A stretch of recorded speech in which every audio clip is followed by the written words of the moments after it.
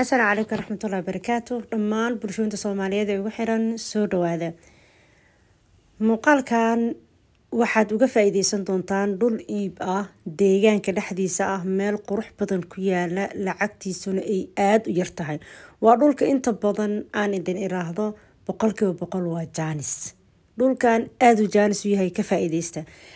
Balse meeshaan muuqaalka ka bilownay waa meel yiraahdo suuqa jaayga. Dhulkan wuxuu ku yaalaa Daar es Salaam. Wax badan dadkii waxay weydiiyeen Daar es Salaam intaan la soo gaarinin maxaa u dhaxeeya Daar es Salaam iyo laamiga warshadaha. Daar es Salaam iyo laamiga warshadaha muuqaalkana uga bagan doontaa waxa u dhaxeeya. Awal duur cidla ah oo baadiye ah oo dhulka oo dhan ahaa markii Daar es Salaam loo soo socdo dadku way cabsan jireen. Way ka baqi jireen. Laakiin maantay magaaladu way isqabsatay. laamiga warshadaha ilaa Daar es Salaamna deegaanku wuu isqabsaday. halkan aan muuqaalka ka bilaawno waxa la yiraahdaa suuqa jaayga. dabcan dadku way wada garanayaan intaan garanaynin oo u sharaxi doonaa. laamiga warshadaha miisaanka dhuxusha meeshii la oran jiray buu laamigan horta ka soo leexdaa.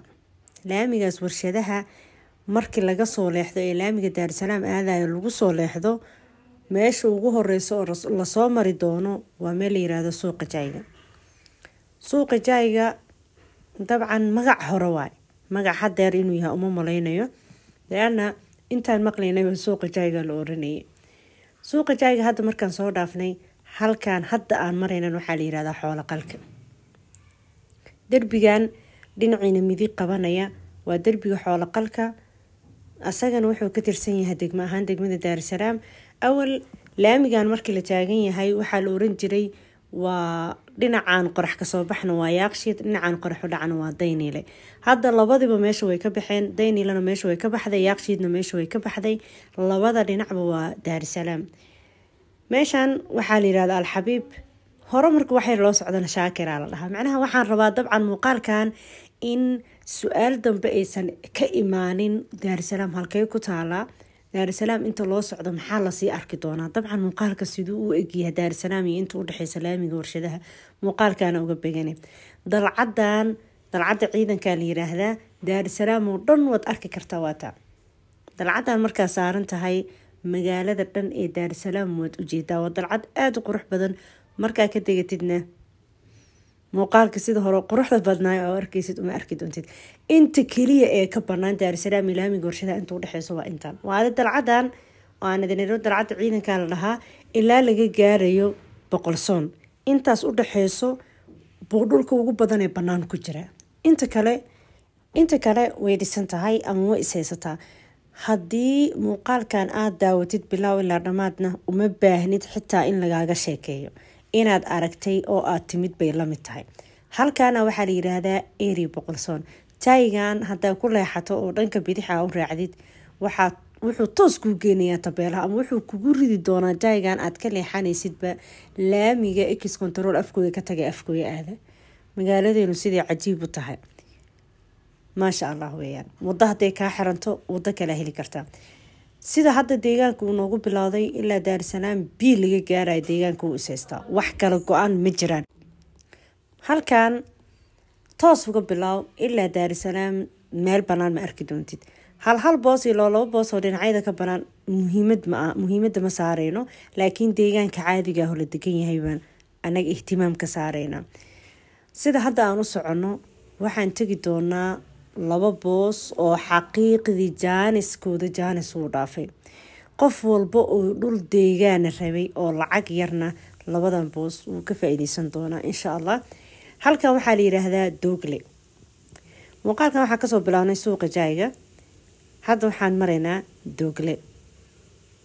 Doogle ilaa suuqa jaayga waa aragtaan meel banaan oo la yiraahdo dhulkan duur cidla waaye inaysan ku oolinin. inta yar ee dalcadda markii laga soo degtay ilaa Boqolsoon la soo gaaraya wax yar banaan.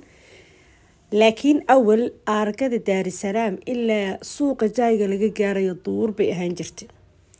say dadku sheegayaan anigu inta badan ayadoo dhisanaaba arkayba. xitaa aniga markaan shaqada bilaabayay sida hadda ay u shidantaa umayna shidneen oo dhulka banaana badnaa markaa. almuhim Doogle hadda waa soo dhaafnay. waxaan u dhownahay Buruuj. boosaska aan idiin sheegayo markaa laamiga warshadaha ka yimaadid ee daarisalaam aa usoo socotid intaadan aargada daarisalaam gaarin baa boosaska loo leexanaya. macnaha aargada daarisalaam ma gaaraysid. saasay tahay wuxuu soo xigaa dhanka xamar. macnaha dadka inta badan waxay yiraahdaan dhanka xamar dhankaan usoo soco, dhanka magaalada soo aad. dhanka magaaladan soo aaday hadda xitaa buruuj maanan gaarinin, laamiga buruuj ma gaarinin. waxaan usoo leexday dhanka qorax kasoo bax. dhanka qorax kasoo baxa usoo leexday laamiga balooga koowaad dhul ah baan idin tusinaya. macnaha waa baloog koowaad, warkeyga u fiirsada. muuqaalkan suuqa jaayigu nooga soo bilowday, haddana daarisalaam bartamaheeda joognaa, meelaha dadku ay aadka u jecel yihiin. daarisalaamna ay aadku ugu dhowdahay magaalada muqdisho dhankeedana aa soo xigtid. hadalkaas waxaa laga yaabaa dadka qaar inay la yaabaan ay yiraahdaan daarisalaam magaalada muqdisho ma ka tirsana miya. luuqad inta badan dadka iskala qabsadeen weeyaan inuu qofku yiraahdo daarisalaam markuu kasoo tegayo magaalada u socdaa ama muqdisho u socdaa, asagoo daarisalaam ay degmo gobolka banaadir ka tirsan ay tahay, laakiin lahjad dadka ay la qabsadeen weeyaan. ha la yaabinina marka magaalada u socdaa hadii la idin dhaho magaaladan ka imid daarisalaam u socdaan idin dhaho waa caadi. daarisalaamna magaaladay ka tirsan tahay, luuqadan waa lala qabsaday. waxaa aragtaan halkan ama xaafadan sida ay u shidan tahay innaba caadi ma aha. maasha allah tabaaraka allah dhaha. hadda waan soo kala wareegay, laamigan ka imid waan soo kala wareegay. dhanka laamigan hadda u jihaystay guryahan markaan soo dhaafno bay boosaska ku yaalaan.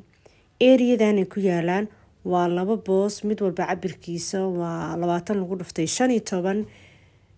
waa dhul laamiga ka ah baloog koowaad. ma idin oranayo balooga labaad iyo balooga saddexaad iyo waxaas. sidoo kale ma idin oranayo meeshaan meel deegaana ma ahan, waa dhul deegaana, guryo aada u qurux badan ay ka dhisan yihiin, laamiga u dhow.